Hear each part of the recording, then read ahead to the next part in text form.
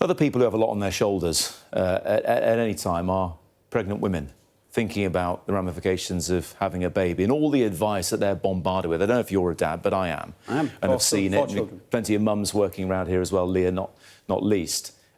What do you make of Donald Trump in the US last night connecting the taking of Paracetamol, or Tylenol, as they call it in the US, to children possibly becoming autistic afterwards?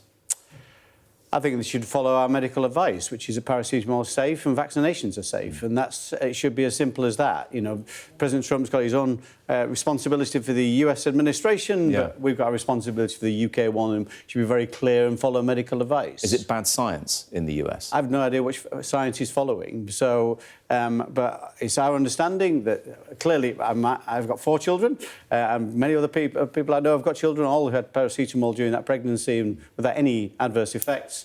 Again, vaccinations are safe. The safest thing you can do to your children is vaccinate them, because there are very dangerous diseases that can follow if you don't. So that's people who should follow the clear medical advice.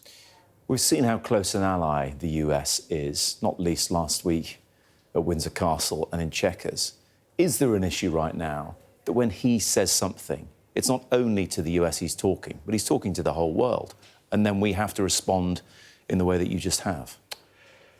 Well, clearly, you know, he's got a voice, and that voice is often broadcast on our channels as well as the US channels. But I think it's been often said we should take President Trump seriously, but not literally. So I wouldn't follow every different statement that President Trump makes and thinks it's something advice we need to follow. I think we just, as I say, we've got some excellent medical practitioners and scientists in this country, and you know, they do a great job in keeping us all safe, making sure our health and well-being is properly looked after, and you know, we're living longer than ever before. So I think that we've got some things right, as well as need to be vigilant against potential future evidence. Yeah, long may that continue.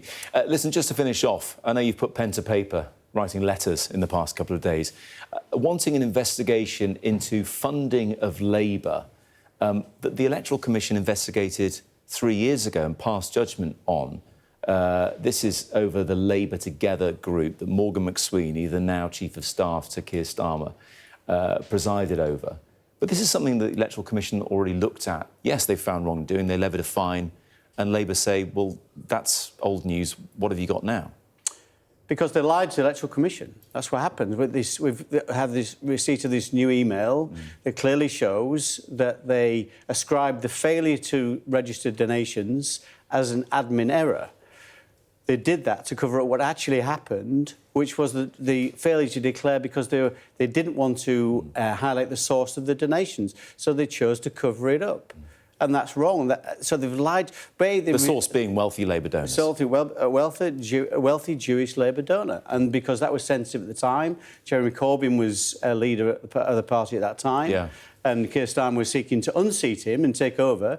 They were getting getting donations from the sources they didn't want to reveal. Have you had a response to your letter, just quickly? No, we haven't. All the evidence is there, including the email. People can see it on my Twitter feed exactly what the letter says. It's very serious allegations, both for Morgan McSweeney, the Chief of Staff at Number 10, but also the Prime Minister himself.